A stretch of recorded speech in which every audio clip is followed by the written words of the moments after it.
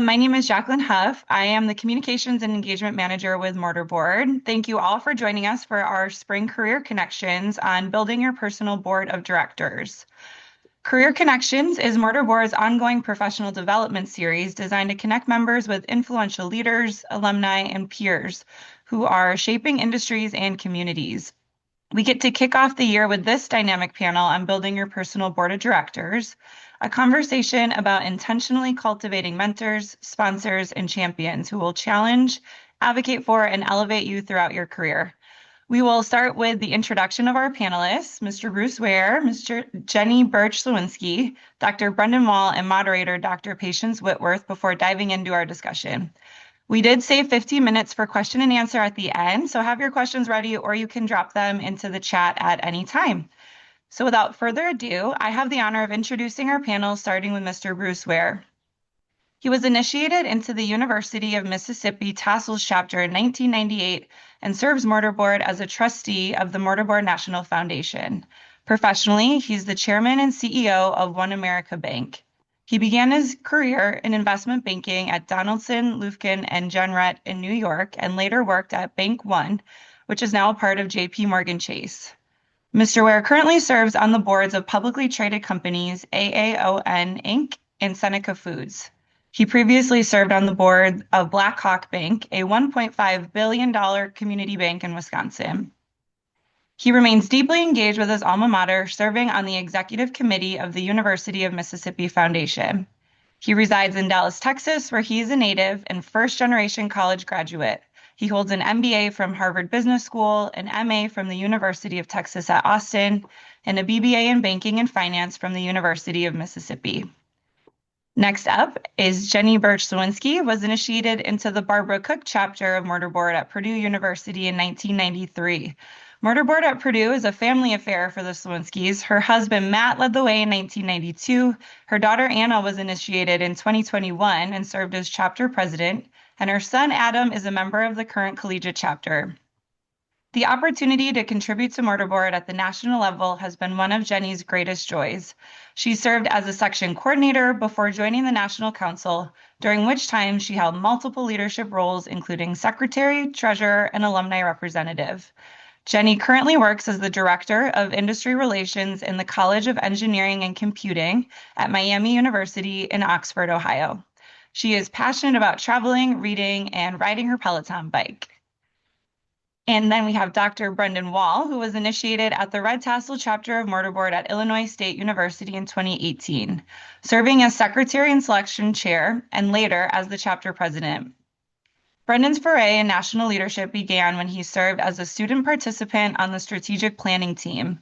And since 2020, he has served Mortarboard in multiple leadership roles, including a term as student representative at large on the National Council and as a region coordinator since 2022, and most recently becoming vice president-elect of the National Council. Brendan graduated from Illinois State University in 2020 with a degree in biochemistry. Catalyzed by his undergraduate experience in drug discovery research, he began shifting his career path from a focus on clinical medicine to a research-based role in preclinical drug development. He went on to earn his PhD in organic chemistry from Iowa State University in the spring of 2025, where his research centered on developing new synthetic methods to enable peptide drug discovery. Brendan currently works as a postdoctoral scientist at Eli Lilly and Company, developing scalable manufacturing strategies to synthesize peptide drugs. He lives and works in Indianapolis, Indiana with his partner Matt, their cat Moki, and enjoys trail running, biking, crossword puzzles, and knitting. And lastly, but not least, our moderator for today's discussion, Dr. Patience Whitworth. She currently serves as the Senior Associate Vice Provost for Academic Engagement and Student Success at Carnegie Mellon University. In this role, she leads the university-wide initiatives that ensure student success across both undergraduate and graduate programs. Patience brings a wealth of experience from her previous leadership roles at the University of Vermont and The Ohio State University, and her research focuses on the impactful use of restorative practices in higher education. She holds a BS in Business Administration and an MA in Higher Education and Student Affairs from The Ohio State, PhD in Educational Leadership and Policy from the University of Vermont. Most notably for our community here today, she's a dedicated leader within our organization, currently serving as the national president-elect of Mortarboard National Council. So please join me in giving all of our panelists a warm welcome. And with that, I'll hand it off to Dr. Whitworth to start our discussion. Thanks, Jackie. Really excited to be with you all today, and especially with these distinguished panelists. First of all, Brendan, happy birthday. Thank you. Thank you. No better Thanks way for, to spend it. thanks for spending it with your mortarboard community. When thinking about this panel, I was thinking about sort of the shift from when I was in college and other things about finding your mentor, finding a mentor that means something to you in your career. And I think we've kind of shifted that language now from more of a web of mentors or a board of directors. And so I know you all in your careers have had a web of mentors or board of directors. And I wonder if you could reflect on that a little bit for us. So, who's on your web of mentors or personal board of directors? And at what point in your career did you realize you needed it?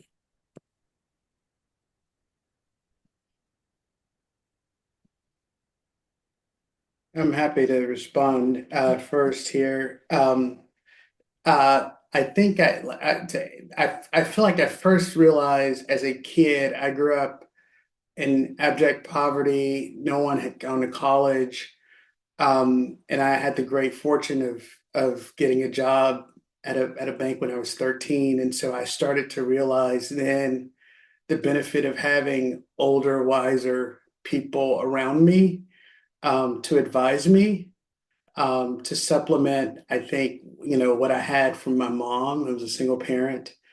And today I would tell you that what my board of directors includes people from various parts of life, because what you find is that sometimes the people that you want to go to might be conflicted, or they might not be available if they're really good. And so I find that today my board of directors includes people from different spans of life, different income levels, different wealth levels, different accomplishments. But the one thing that they have in common is they're wise, they're trustworthy, um, and to some degrees they know a lot about me. Because these have been relationships that have built over time. And obviously, sometimes when we're building a board of directors, we don't have the benefit of having people that know a lot about us. But I've been fortunate to be able to do that. Some of these relationships are, I mean, I think about, one of my board of directors is a woman. She and we interned together as college sophomores in 1997. And so, it's interesting because when I'm getting her input and counsel, I'm able to trace back. Well, she's able to trace back who I am and who she's known me to be for the last 30 years, and how that connects to who I am today. So I wish my answer were a little bit more succinct, but hopefully that gives you my perspective.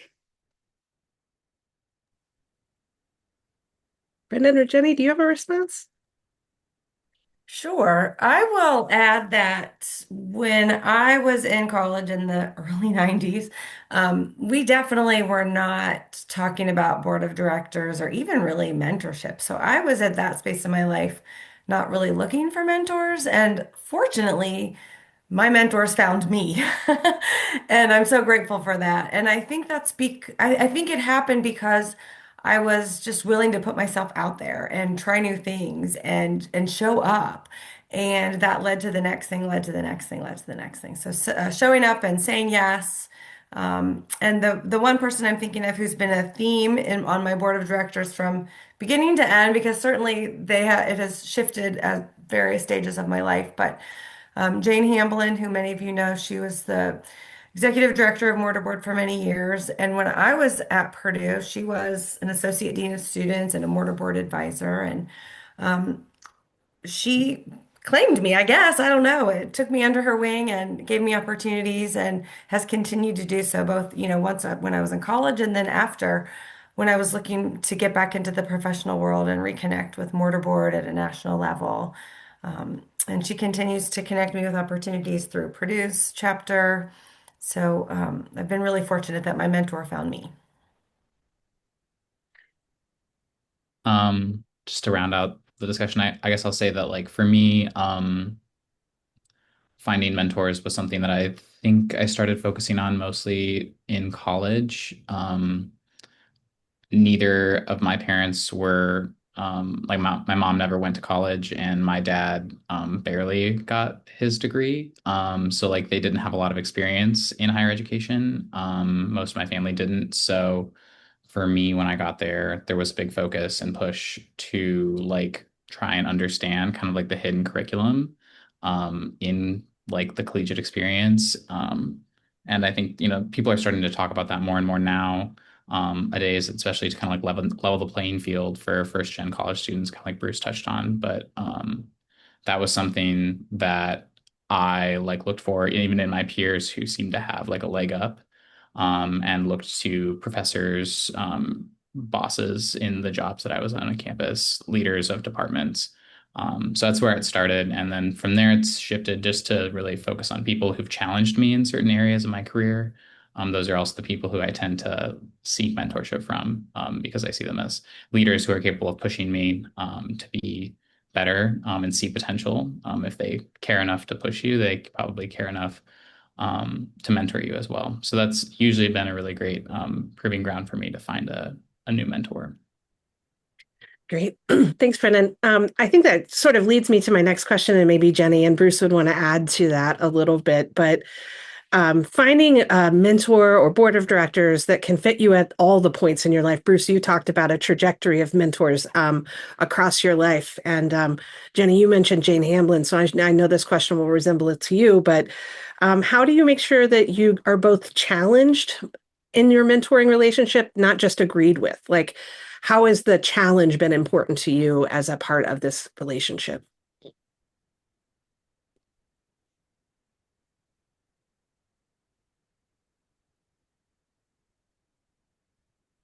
I would tell you, so for those of you who don't know, I bought a bank in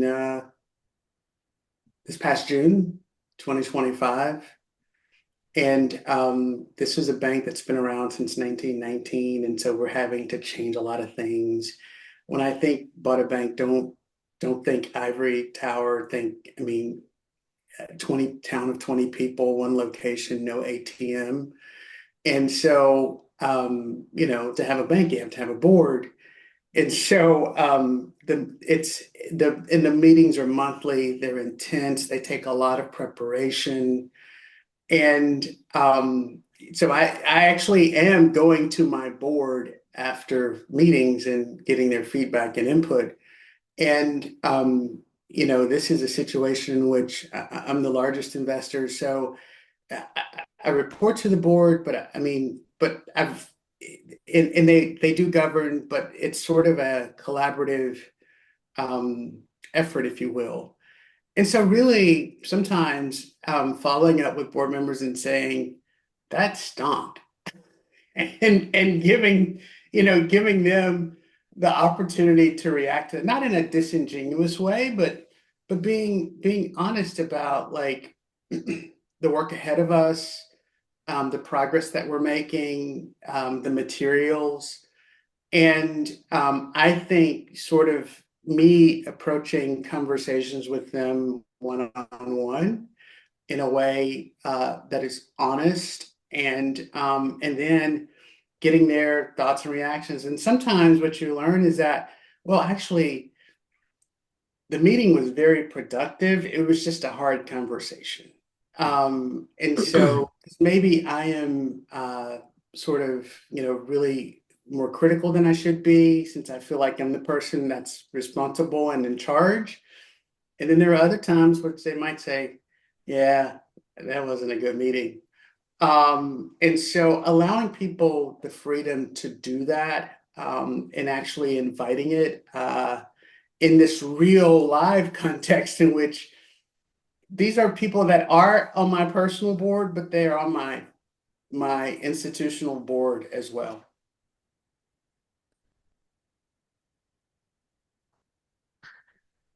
Jenny, do you have anything to add?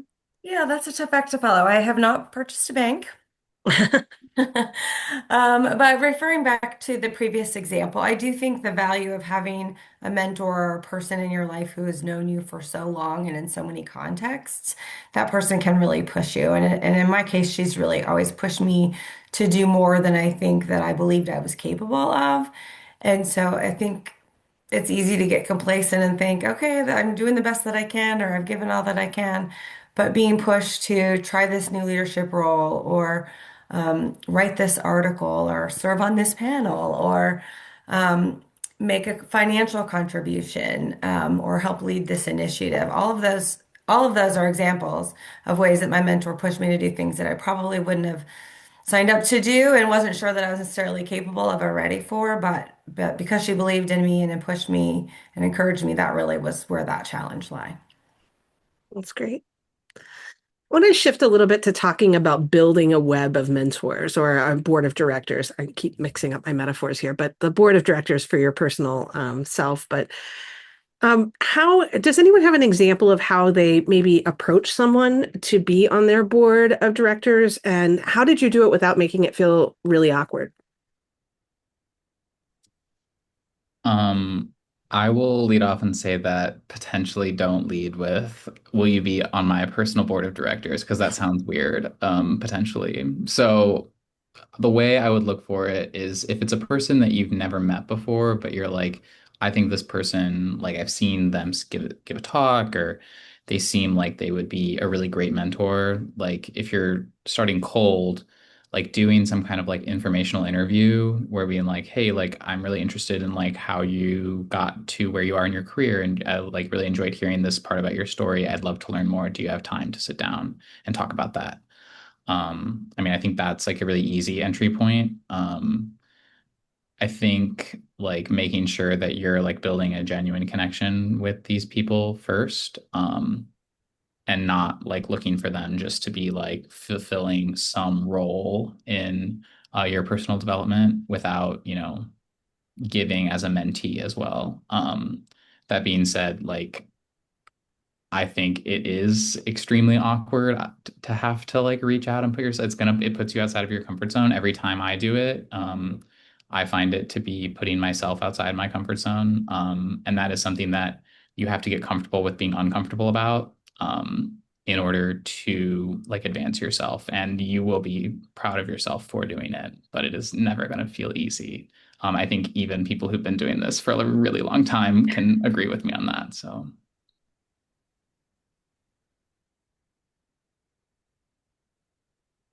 Bruce or Jenny, do you have any practical advice related to this?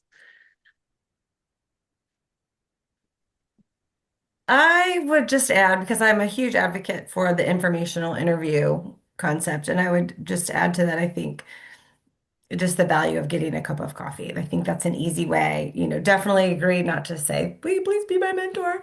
But hey, can we grab coffee sometime? And I think that people really actually enjoy talking about themselves and being asked questions and sharing their advice and wisdom and experiences. So I think it can be very much as simple as getting a cup of coffee. I wonder if you were thinking about back to sort of either your collegiate days or your early career days when you had mentors that were really influential that were helping you kind of shape many of the early career decisions that you were making. How often did you check in with them? How often did you kind of let them know what was going on in your life so it wasn't felt like you just were contacting them when you needed something? Like, how did you strike that balance of continued communication and fostering relationships? What I would tell you is today, um, whether someone has agreed to be on your board of directors or not, there's this sort of gratitude that is expressed with an update that is so critical. And my sense, my belief is that if I think enough of a person to reach out to them to get their input or to ask for, obviously now what I'm doing, I don't call them informational interviews, but I might want to meet with a person who's operating a bank and figure out how they did XYZ. I feel like at a minimum, I owe them a follow-up on what I decided to do. Mhm. did I call the person that they recommend that I call? And I would encourage people to do that. I think it's just, and I can't say that I bat 1,000, but I think it's good hygiene, and it sort of engenders the benefactor really appreciates it, because otherwise they're just sort of left wondering, I gave this person my time, and I don't think they're thinking about it in a bitter way, but it's so good when when the loop is closed, and it's enriching, and I think it it sort of it's a deposit that becomes a thing that can sustain and really turn that relationship or take it to the next level. I'm gonna add here, I'm like pretty new in early in my career. Like I'm in maybe the first year of my time after graduate school. I would say for me, um, I think consistent check-ins and updates are really good. There are people in my life who I would consider like on my professional board of directors that I don't talk to like but once every year or so. But I'll send them like an update on how my research was doing. Or when I defended my PhD, I invited them to my defense virtually. And they came and they were really excited. And I think like to Bruce's point about closing the loop, like that was an opportunity for like my undergraduate research like mentor to see me 5 years later, doing what he knew I was able to do, but I wasn't confident in at the time. Um, and so I think that's exciting for him. Like I've mentored students now who are in graduate school that were undergrads when I was mentoring them, and seeing that as their mentor has been really rewarding. Getting updates from them about things that they're up to. So I think that's really important. I recently like had like really great connection through a mentorship program that was through a professional society that I'm a part of, and it connected us in a structured way to mentors.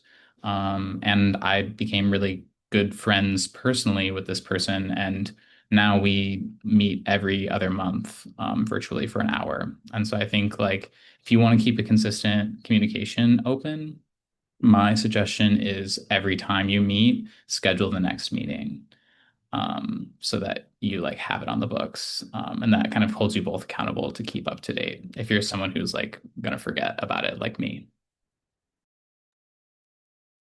I love that practical advice of never leaving the last meeting without, can we check in 6 weeks or 6 months? I think that's really really helpful. Are there any, like, if we get down to pragmatics, is there any other practical advice that you have seen either really help you in a mentor relationship or a relationship with a mentee, or something that has actually not been helpful, or perhaps not has damaged the relationship or challenged the relationship? I would tell you in the helpful category, I'm imagining a student budget, but figure out a way to buy your person coffee. I mean, they've shown up not expecting you to do that, but if you can figure out how to do that, do it. And then the other thing is figure out and explore ways. You don't have to ask them how. I mean, actually, you can. How can I be helpful to you? There's a young man that I mentor. Um, he's 2 years out of undergrad. He is in between opportunities, and he was an athlete at OU. And so I called him and I said, literally last night I called him. I was like, "Hey, look, I need a favor. Would you be willing to give me golf lessons? And I'm gonna pay you." So he took the call on a Sunday night, and he said, and I asked him, I was like, "I'm not trying to hustle you, so I want you to like come up with a rate that's good for you." Because unfortunately, I don't know how to play golf, and I keep finding myself like having to decline these things that I really need to be at professionally if I want the bank to win that involve golf, and I'm horrible. And so it's so I think sometimes taking the call from a mentor and there are ways that you can have a symbiotic relationship with them, and it might take time for that to tease itself out. Um, but answering the call, buying the coffee if you can, no one's wanting you to like overdraw your account. Um, and then exploring ways where you can have symbiosis and have a mutually beneficial relationship. It's a great example. Jenny or Brendan, any other really practical advices? I am a big believer in LinkedIn. I think that being on LinkedIn is a great way, and I think it extends as well, potentially depending on your who your mentor is, to Facebook or other social media platforms. But LinkedIn's a great way to see what's happening in the lives of the people who've been influential to you, and it's a way to help cheer them on and congratulate them on accomplishments or changes in their life. And it just provides a little bit of an easy touch point that doesn't take too much effort, but it's a way for you to keep up with them and vice versa for them to keep up with you. And I just send regular holiday cards every year as a way to keep in touch with people. So just keeping those, relationships going, just keeping just it doesn't take a lot, but just little tidbits here and there to keep the communication open. Oh, Brendan, you kind of kicked this off. Do you have anything else to add?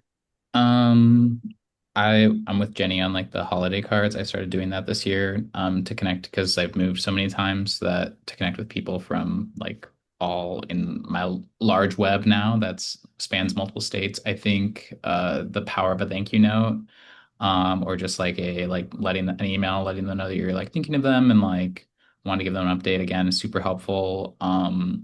I would focus on trying to like when you're meeting with these people who you want to be as mentors, like spend 50% or less of the time talking about the professional development and more of that about like them as a person, you as a person, and building like a genuine like personal connection because that's actually where I think the relationship can be like much stronger. I mean, there's like plenty of people who are great, like pure professional mentors, but I feel like we all are people beyond our careers. And so if you can connect with them on a personal level as well, I think that like makes the bond and the mentorship a lot stronger.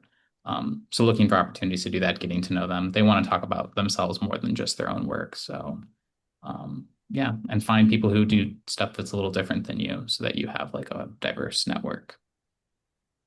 I'd be remiss to not add, if you thought enough to reach out to them to schedule time, show up with something to write with, and expect them to drop nuggets. It's sort of like unserious behavior if someone is wanting to like visit with you and sit at your feet, but they didn't bring anything to write with. And you might say, well, I brought my phone. Yeah, in the midst of that, you might get a post or a text or something that distracts you, but take something to write with. That is super practical advice. Super practical. All right. I want to ask just a couple of more questions before we open it up. And one of the questions is, you know, we talk a lot about what we are getting from our mentors or our board of directors. And I wonder if you could reflect a little bit on the ways that serving others and being a mentor in others has made an impact on your own career or professional life. And how does serving as a mentor and giving your time to others add value back to your life?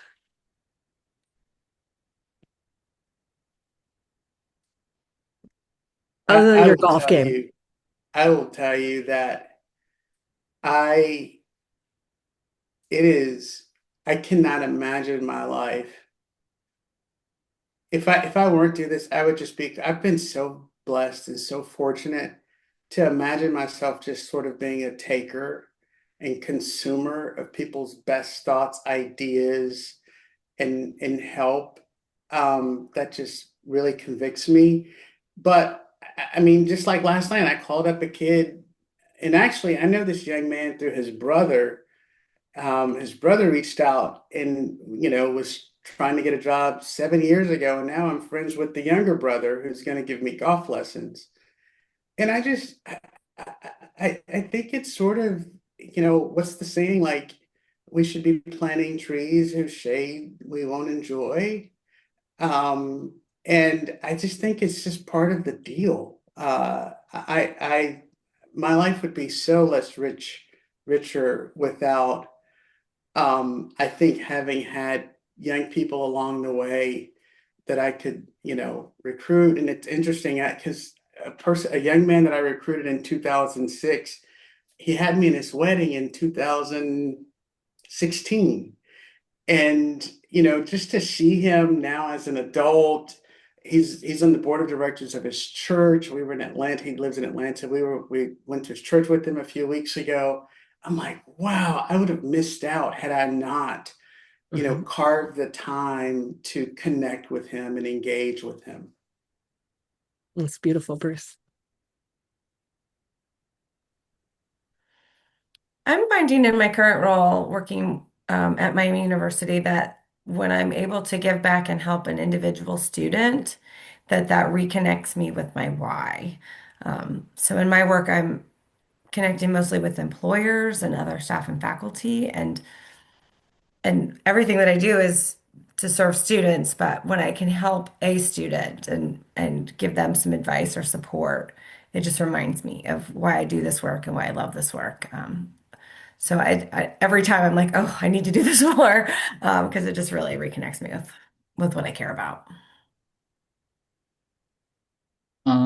I would say that I have been in the mentee role a lot. In the opportunities where been able to be in the mentor role, I feel like the thing that I think about is spending this time and energy to like mentor this person that was done for me at one time. And it feels like I'm kind of giving back into like a cycle of mentorship that like needs to be fed basically. And it is rewarding to see things that you've taught someone in action. I had a undergrad student that I had mentored in grad school who went on to start grad school in another lab at another school with people I knew who were in that lab, and they reached out to me and were like, "Wow, this kid's really great!" And he credits you for all of that. Like to hear stuff people talk about people you've mentored in a positive way because of the way that you have mentored them, I think has been like very rewarding to see like the your actions and efforts actually in the real world and how that changes things. So I think it's a great thing to do. I get a lot of like joy out of it. My why, like Jenny said. I love that. I think another question that it wouldn't be a mortarboard event if I didn't relate it a little bit back to scholarship, leadership, and service. But it seems like organizations like Mortarboard that you join for life are be able to be give you mentorship and have you provide mentorship for the rest of your involvement with it. And I wonder if you could speak to that specifically and how being involved in an organization like Mortarboard has helped shape your professional community. I don't know if this is answering your question directly, Patience, but something that I reflected on as I was preparing for this today was that what I loved about Mortarboard when I was a collegiate member was the opportunity to connect with leaders from across campus who I wouldn't have had the opportunity to meet otherwise. So it really expanded my network to all these amazing leaders who were in different majors or different activities, and getting to learn from them and be exposed to them was just the coolest thing ever.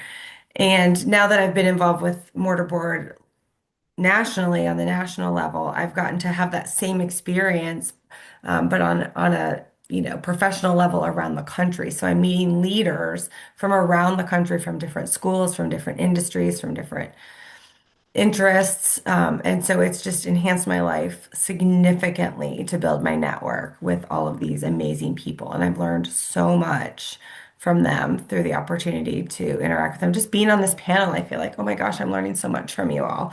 And so I would encourage any students who are watching this to get involved with Mortarboard nationally. There are so many opportunities to volunteer, and it just takes that collegiate experience and multiplies it by 1,000 through your exposure to all these unbelievable leaders from around the country. I would say that involvement in mortarboard for me was when I joined mortarboard, not something like I did not think that I would probably be doing this when I first was inducted into mortarboard, if I'm like honest. Um, but every opportunity, even as a collegiate member where I worked with my mortarboard chapter, mortarboard nationals later in leadership roles, like it's always been a very positive experience for me. I really enjoy being able to like work with a bunch of people who are not in my field and like from varying fields. And we all like truly have like nothing or not very much in common in terms of like our professional backgrounds.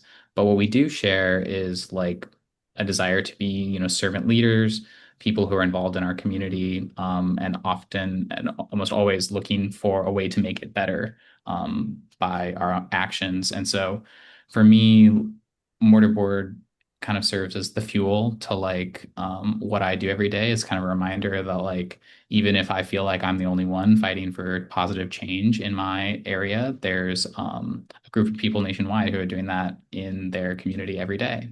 And so it's kind of reaffirmed again, like we talked about, like my why in almost every instance, and being involved in mortarboard constantly kind of like keeps me fueled up and ready to go. So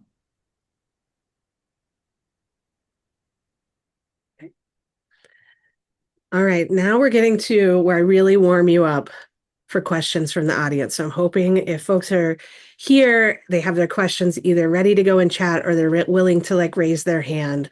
But we're looking for one word, one sentence max answers to these questions. So we're going to go around um, to do it. And so you'll just, everybody's going to answer these. So what is the best place to meet a potential mentor?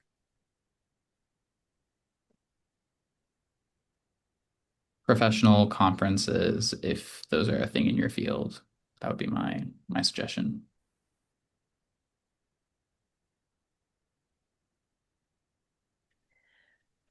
I would say just wherever you are. So if you're in college, it's in college. If you're at work, it's at work. That's been my experience, just in wherever I am in that moment. If possible, if you're off campus, and if you're in school off campus, if you're at work off campus, if possible, so that you can sort of really experience one another. I love it.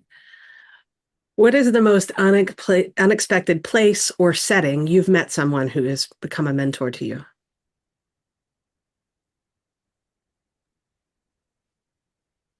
Well, my answer is probably different from Bruce's and Brendan's. The most unexpected place that I've met mentors was in the PTA.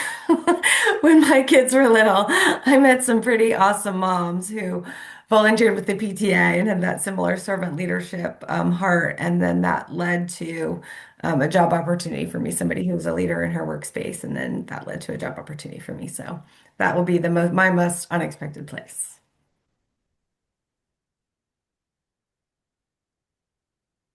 Is this a one-word answer? Yeah. At a donor event. Mm. Donor event, community Um, event. Probably working at like my college job at Starbucks. That's awesome. Okay. Last question. What's one thing a college student can do this month to start building their board? Put an email signature on your emails. Very good. If I have to chase down how to get to you, probably not gonna happen. Update your LinkedIn profile and make it a daily or weekly habit to be on there and to post and to respond. Identify people who challenge you and get to know them better personally, either with an informational interview or like an informal like coffee run or something like that. And that can be peers or like professors. Okay. Well, thank you. That's the rapid fire portion of the afternoon.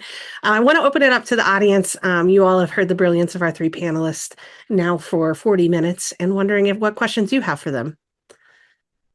And invite that they can be career specific. If you want to ask Bruce about his career, ask him whatever is most tangible to you. We could also go Socratic method. I could just call on Craig to ask a question. Patience, I don't know if you can see Fernando, maybe not because you're on Spotlight. Fernando raised their hand. Fernando? Oh, great. And then we can go to Craig.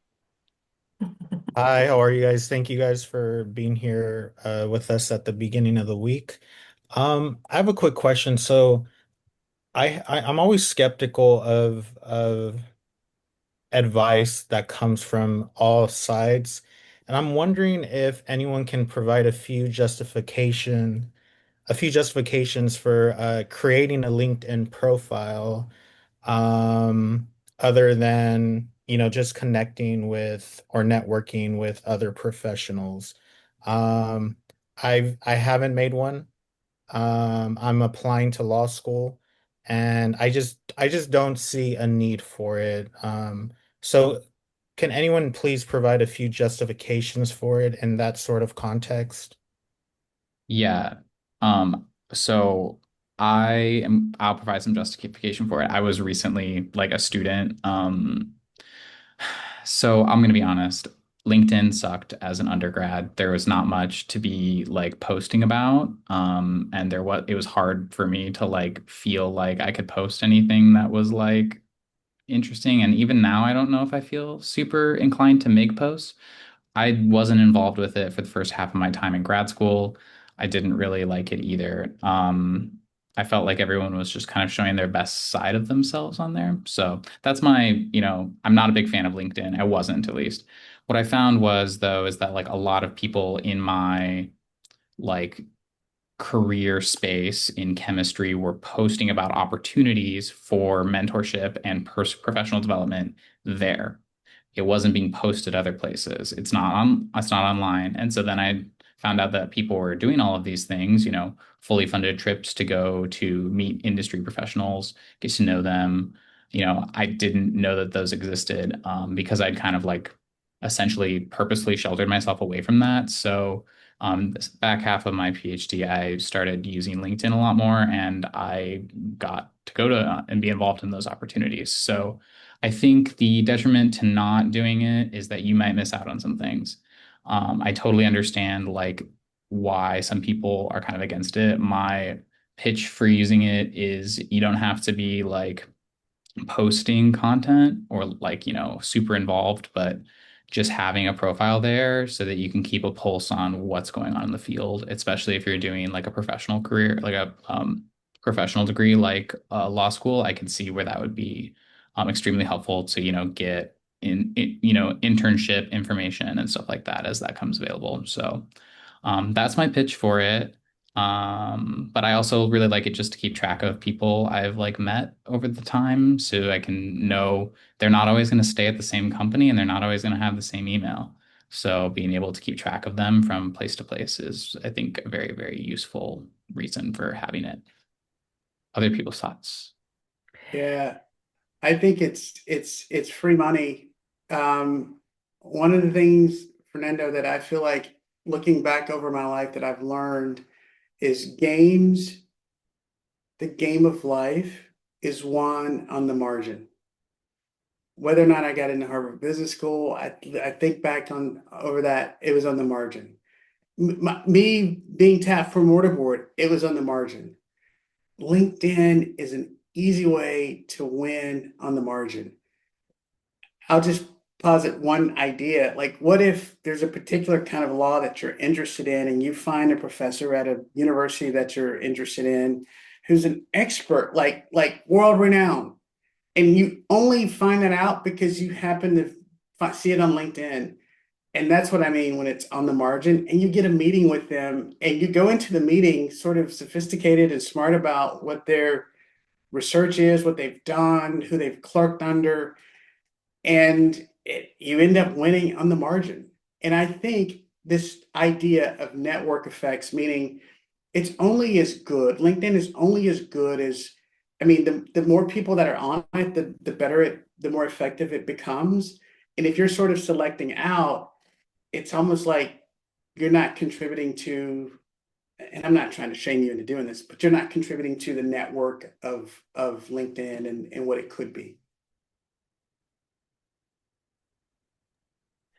And I would just add finally that it can be a powerful tool to use connections to go after what you're looking for. So, for example, if you're applying to law school and you find that somebody who went to your same college is now at that law school, you can reach out to them and say, "Hey, we both went to this school at, about the same time. Would you be willing to talk with me?" Or somebody that is connected to a mutual friend, or you both maybe worked at the same company at one point. So anyway, just using those points of connection to make outreach, it just makes that outreach a little bit easier rather than just a cold call. It's, hey, I'm reaching out to you because we both went to the same school, or because we're both followers of this interest or whatever. But I think the alumni connection for colleges and universities has been particularly powerful for me. Great advice. Great advice. Um, any other questions? Craig, you have a question? I can certainly ask two. Two-parter. First one, Brendan, if my mentor is suggesting that I order and take peptides called the Wolverine stack, should I get a new advisor or mentor? You definitely should. I can't Okay. speak professionally on that, but personally, yeah, don't do that. Okay. All right. Just been reading some articles lately. Second thing, when I was an undergrad, I didn't always know who to talk to. It required like multiple steps. So like I would talk to my advisor and my advisor might suggest someone. And so that meant I was really, really like going second step, third step. What is a way to frame that for the student's perspective? How do you go about introducing yourself when you are that far removed from the original contact?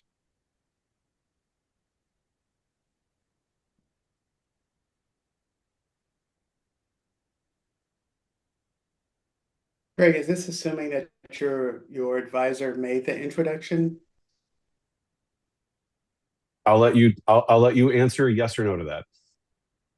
I think we have the internet in our hands, so it should be almost never that we are getting in front of someone and we haven't put their name in Google or the free version of ChatGPT. Particularly if they're in an academic setting.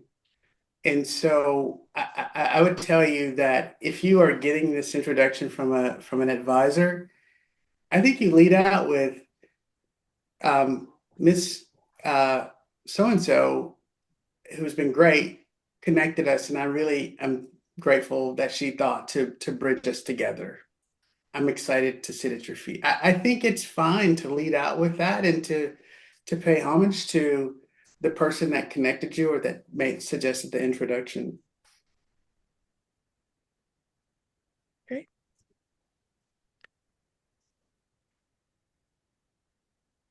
I think Brendan.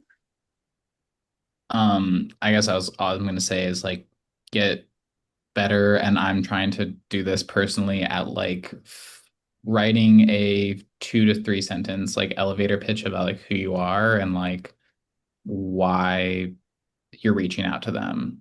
Like, hi, my name is so and so. This person, connected me and said that you might be a really great person for XYZ. And then like I'm really interested in ABC and this and that. And then, kind of go into like your ask. I would say if you're reaching out like cold like that, make sure you have an ask or a question. Even if it's like, I'd love to get coffee and discuss more about this. Like, would you have any time to chat with me?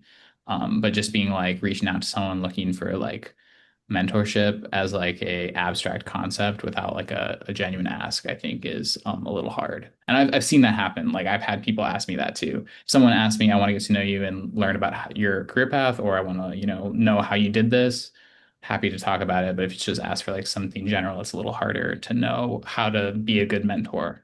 So that would be my suggestion. Great.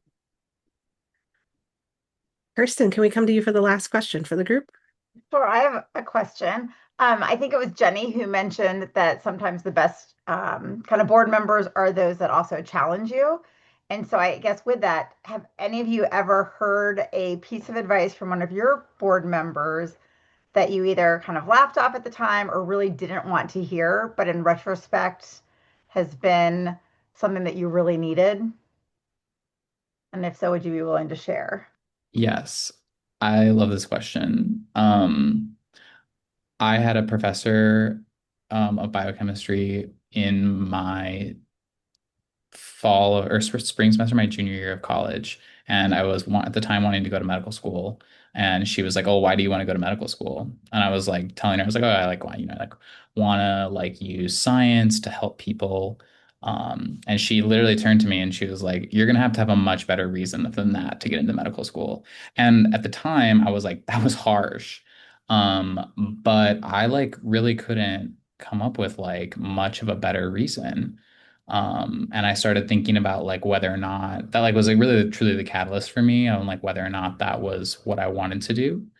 Um, and like thinking more, I think, clearly about my career and the trajectory that I was putting myself on. And I still credit her, like, and we are still like friends. I talk to her semi-regularly every few years. Like she's a fantastic mentor. I think some people might think that that's like a really harsh thing to say, but I think she sensed in me that I maybe I wasn't all in on it. And I have to thank her like every day for setting me on the path that I am today, because I think that's where I'm supposed to be. So when they're harsh, sometimes I think that's like maybe the truth. If it stings, it might be like, okay, why?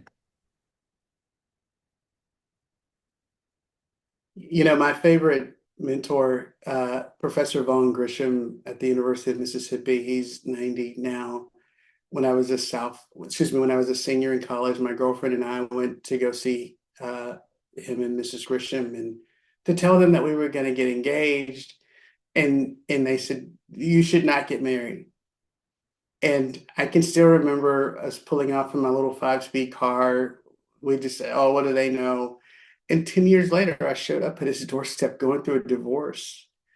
And he never said, "I told you so." And in fact, he married my wife and I. We just celebrated 15 years. So a mentor giving like some legitimate advice that I didn't take, that I wish I had.